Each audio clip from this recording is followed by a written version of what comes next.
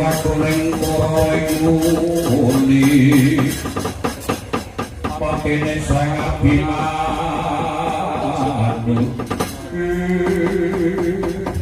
kiai Begawan sampani piye pawartane nggonmu bono jroning pesanggrahan inggih Kakang Remban dinten mangke kula sampun saged angebalaken para putra ingkang dados pepingitan setunggal Abimanyu kalih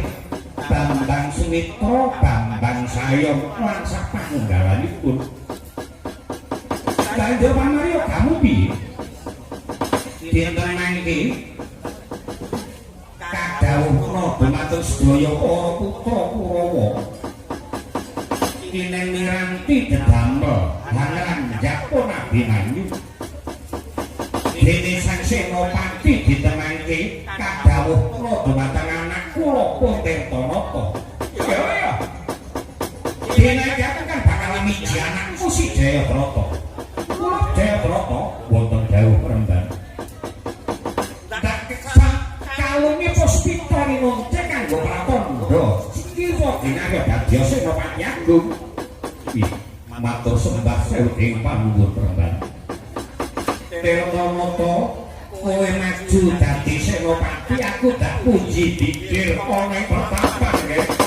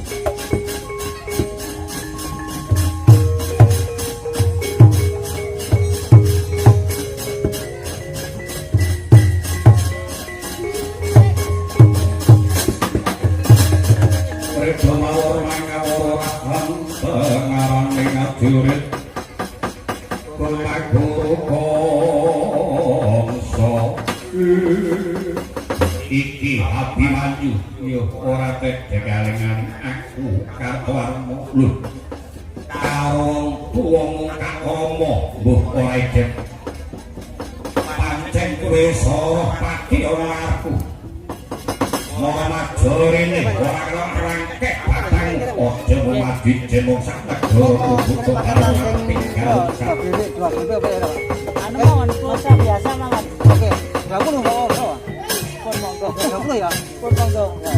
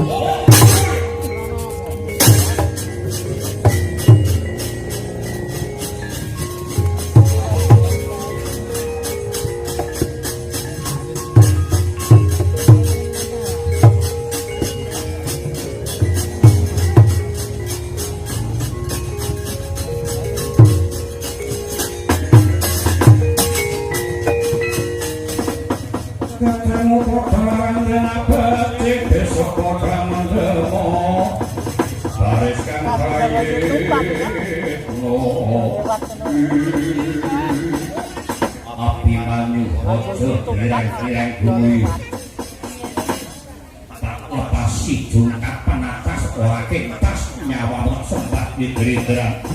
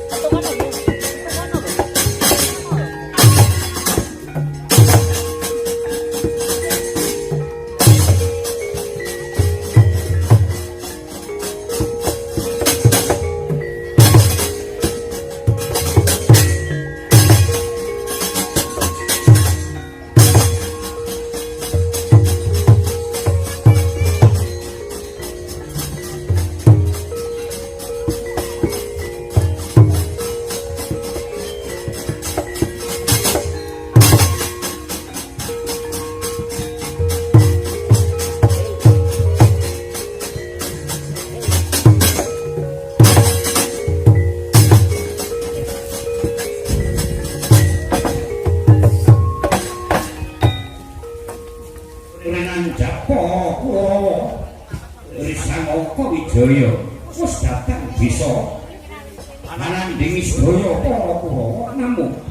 tasih mangu sesumbare datanan ingkang panandeng anggajawi Ratu Ngastina Prabu Duryudana mangkono palusih sang Abimanyu ayo pamuk swara mata Jayanata pambak swarane ngajurik padha yen padha jamu majijen ayo Prabu Duryudana para Prabu Duryudana majene marang mati bareng bakal ndak angkepi Duryudana yen Durnaja mung kowe tumungkul mau nyakep ana ngarepku kelak longgo wadukmu ayo sapa sing wani maju ning palagan lepaske gaman tanpa sumbar aja kowe dadi wong wadon pepinjungan ora nelamatan aku sing bakal nandingi kaya ngapa kaprawiranmu yen kowe wong lanang tenan maju rene aku sing bakal naker marang kaprawiranmu Abimanyu yen kowe arep ngerti aku sing lepaske gaman dina iki kowe bisa kumecak kaya ngono aku sing bakal nyampurake pupuh gede linggang jati kubur batang wah tatamani gaman ora dirasakake malah klecan-klecen bisa ora rasake ping pindho mati wah malah saya ngelak-elakake gidak-gedek geleng-geleng ping pisan ora mbok rasake ping telu maka dadaku sembah idridran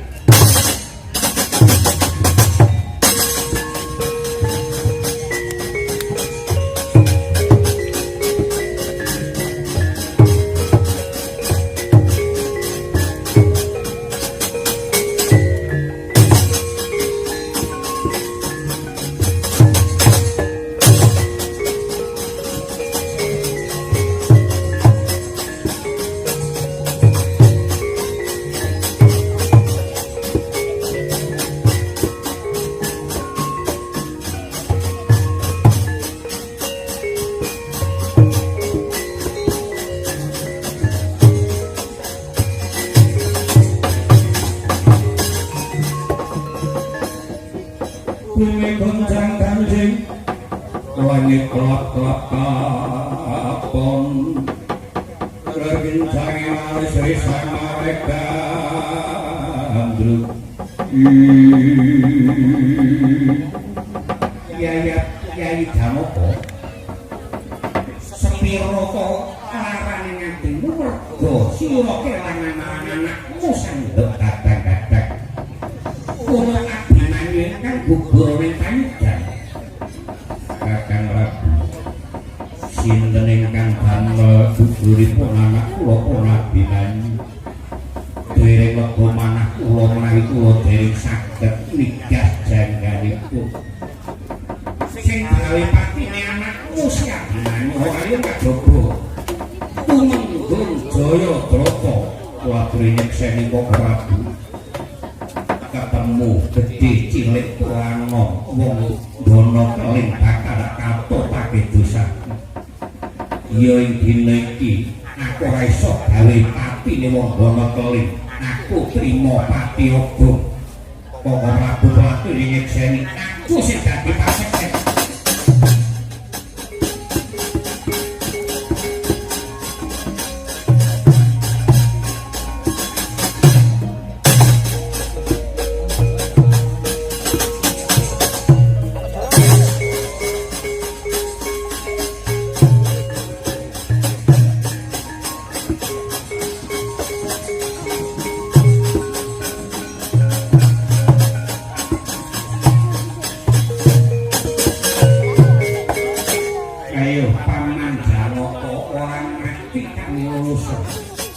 Nganggo mikir marang anakmu siabimanyu. Ayo. Kurang kanca nyoro ratu sing negara. Ora mati saka tangane iso buka sembah Idridra. Ana kundiran aku abimanyu. Jebul kowe isih waloya jati wong bagus. Aku ndok kira sapa? Kowe anakku abimanyu. Ngerti ya Yani? Yang dene kudu Abimanyu kuwi bisa muka menika anakku Abimanyu sampun boten gesek lan kula boten badhe kekilapan pancen yen sinawan tata gelar dedet piadeke bisa muka kuwi padha karo Abimanyu nanging mawa klidina yen anakku Abimanyu pasolyane lewatan tanpa cacat nanging yen to iso muka piline ana getak nang cirine klidina cekro menawi nika boten badhe klentu menika anak kula pun Abimanyu kapitik pasuk ora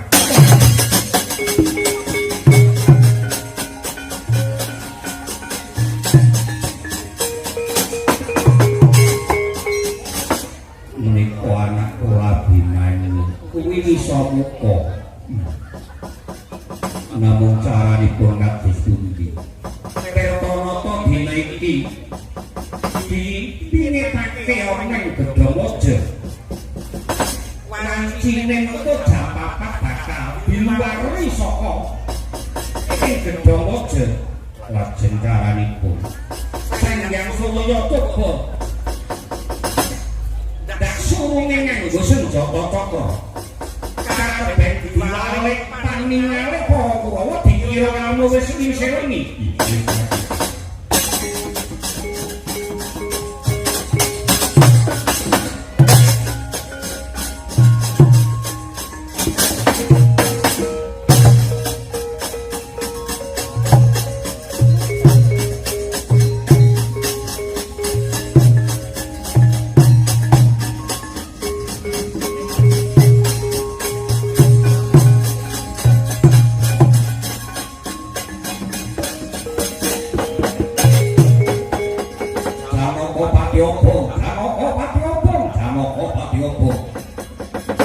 Canggono kali ana kabar Janaka Patiaba iki marga ngapa margi netuni dhateng guguripun Raden Abimanyu oh adikudi aku njaluk pangapura ya Janaka mau dene iki bukan ungak-ungak nyukupi jano panggone Patiyaba nyapa lupa saking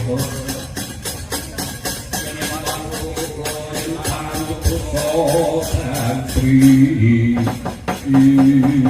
apa Jaya Brata ungak-ungak ana kinten lho ora songo jemparing wis Pak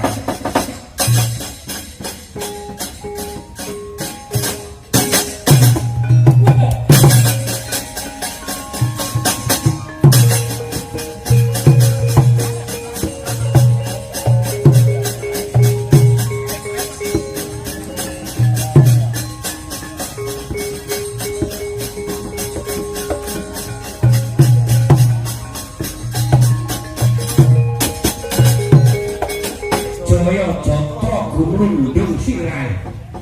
kembune tinggal gedhomojo kulane ngarepe bapak tak godane gone puji dikir wis wae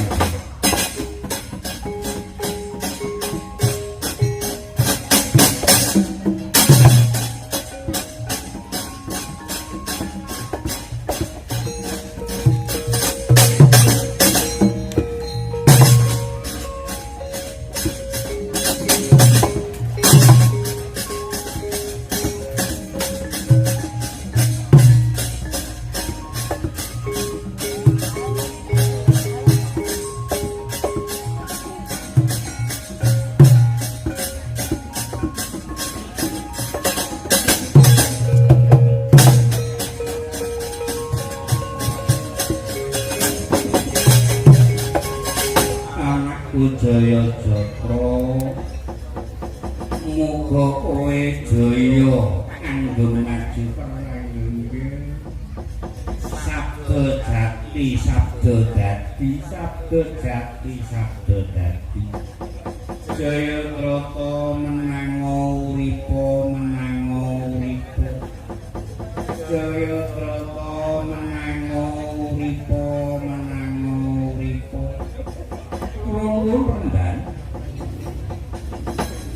Penembang sampuan niku ingkang sopan inggih latri nyecakaken Jaya Trata menang uripa menang uripa kowe ingkang sopan inggih latri nyecakaken inggih ana daya mugi tinggal abot anggone puji-pujian awak Buddha Jaya Jatra menang uripa menang uripa Jaya Jatra sampun tegak Jaya Jatra menang uripa menang uripa Jaya Jatra sampun mati sing kandha sapa kula sampeyan ampun cewa-cewa ngarep kula bupak rai sampeyan menang uripa menang uripa kalau mati yo menang uripa kalah mati mudah bongko sampeyan nyanyi gawe muring kula biarang sepatu keluarga 7,5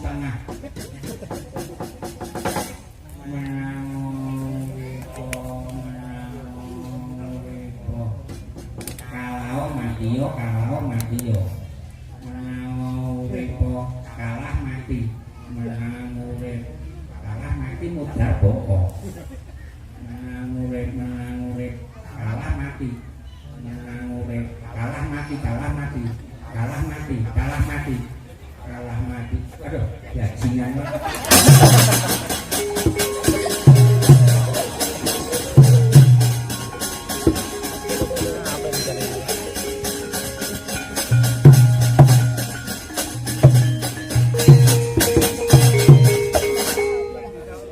anggone topi putih lawane tes betis wendridil ya dokane asu sing marai yo kowe ane ujek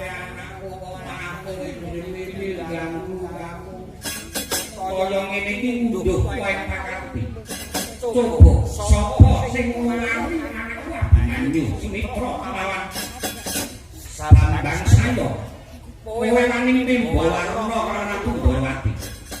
aku kok misuwur ora atiku ning aku Tundawati gelem males marang merangku oh luwih kejemuwe aku ora tekan yo rasa kopi aku aduh panganan itu apa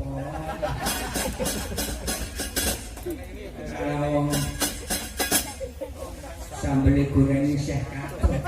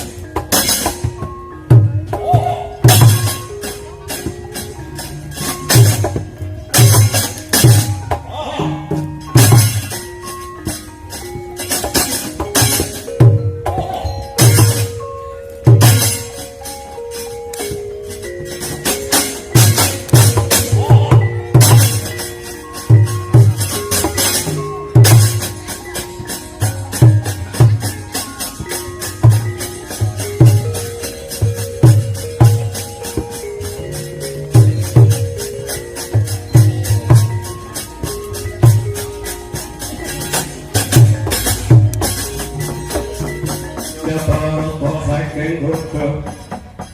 yang kan kolosan sri Pripun kalah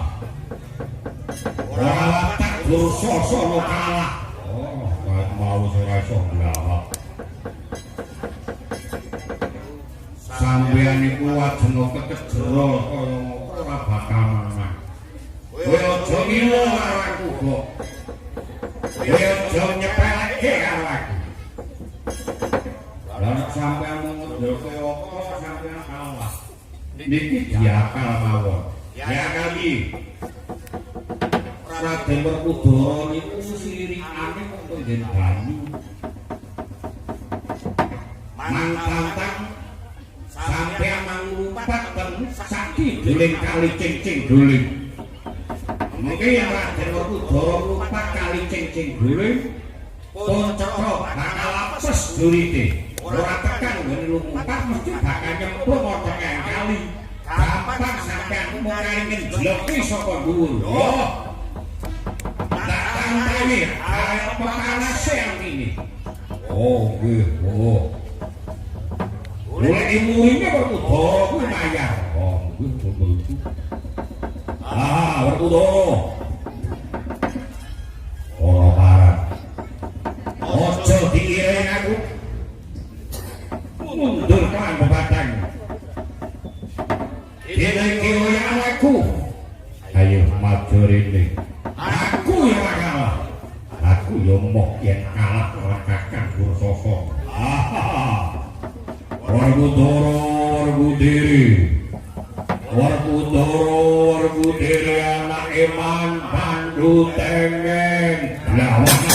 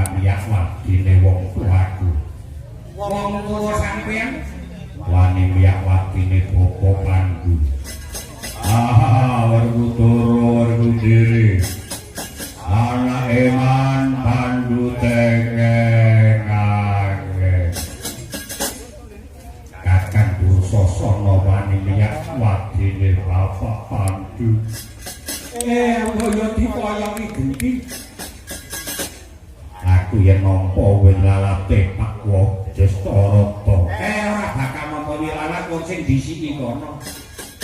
saya maneh wilalate wong sing wis ora niku angel sing bakal njaluk ngapura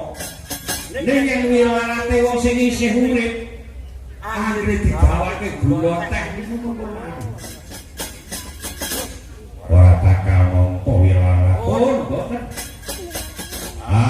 Werkudara anak Iman Pandu Tengen Kakang Dursasana anake wong picak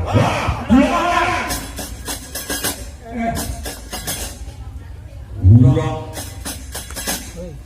cacah kok ya doramelu kon makili darane aku dipres ojo kliwat wong papat pun ya diundur-undur mawon kan rek manadok kali cing-cing guling malem gak Dursasana ya aku